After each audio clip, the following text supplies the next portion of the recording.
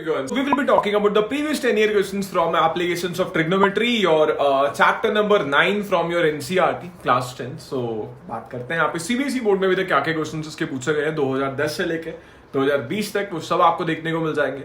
और ऐसा भी नहीं है कि चैप्टर सीसी पैटर्न के टाइम में नहीं था, तब भी था. तो मतलब आपको हर ईयर इससे जो है वो क्वेश्चन पूछा गया है. टोटल मिला के 24 क्वेश्चन यहाँ पे होने वाले हैं. So let's get start with this.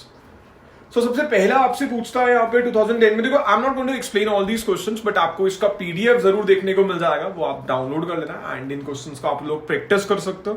And करते हैं अभी स्टार्ट. 2010 में आपसे क्या पूछा गया. तो पहला क्वेश्चन था यहाँ पे, From the top of 7 meter high building, the angle of elevation of a top of a tower is 60 degree. भाई आपको एक 7 मीटर हाई बिल्डिंग से क्या दिया हुआ है यहाँ पे, एक एंगल ऑफ एलिवेशन 60 डिग्रीज दिया हुआ है. And the angle of depression of foot of the tower, उसी सामने जिसका आपने एंगल ऑफ एलिवेशन देखा था, ठीक है, उसी के फुट का अगर एंगल ऑफ डिप्रेशन देखे तो 30 डिग्रीज आपको दिया हुआ है.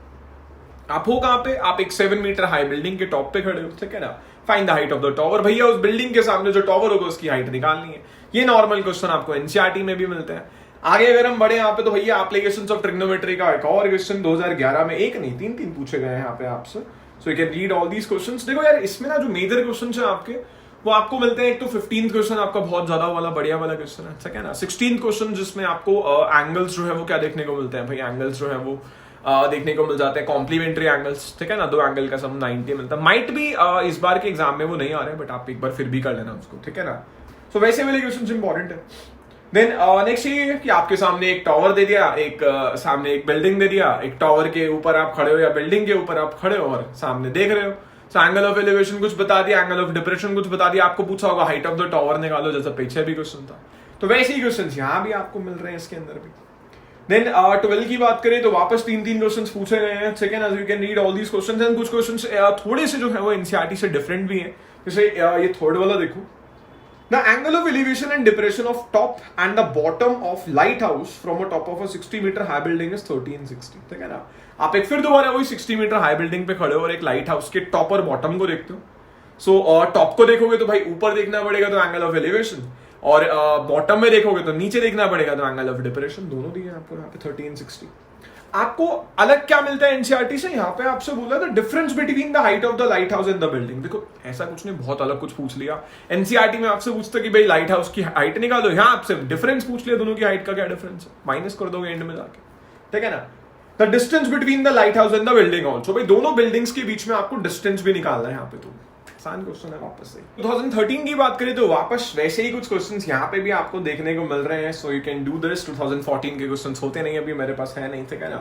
2015 की बात करें तो वापस 3 क्वेश्चंस इसमें से पूछे गए हैं. 2016 में आप देखो यार, बीच में ना इतने सारे क्वेश्चंस क्यों आ रहे हैं, ठीक है ना. 14, 15, 16 में वही सीसी पैटर्न वाली बात है. आधा सिलेबस आया करता था 2011 से लेके आई थिंक 17, 18 तक, ठीक है ना. तो तब इन चैप्टर्स की वेटेज ज्यादा थी वहां पे, तो इसलिए ज्यादा क्वेश्चन पूछे होते थे वहां पे. अब तुम्हारे प्रैक्टिस करने के लिए ज्यादा मिल गए तुम्हें यहाँ पे, right.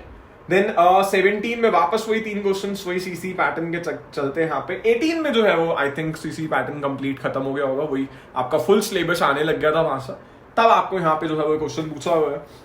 As observe from a top of 100 metre high lighthouse. वही वापस आप लाइट हाउस के ऊपर खड़े हो, पता नहीं करने का जाते हैं हम लोग वहां पे. सो 100 मीटर ऊंचा एक लाइट हाउस है यहाँ पे, above the sea level, ठीक है ना. The angle of depression of 2 ships 30 and 45, ठीक है ना. मतलब आप 2 शिप्स को देख रहे हो जो कि exactly one behind the other आपको दिए हैं यहाँ पे. दोनों का आपको एंगल ऑफ डिप्रेशन दिया, एक 30 जो कि पास वाली होगी, और एक का एंगल ऑफ डिप्रेशन 45 थोड़ी दूर वाली शिप होगी वहां पे, ठीक है.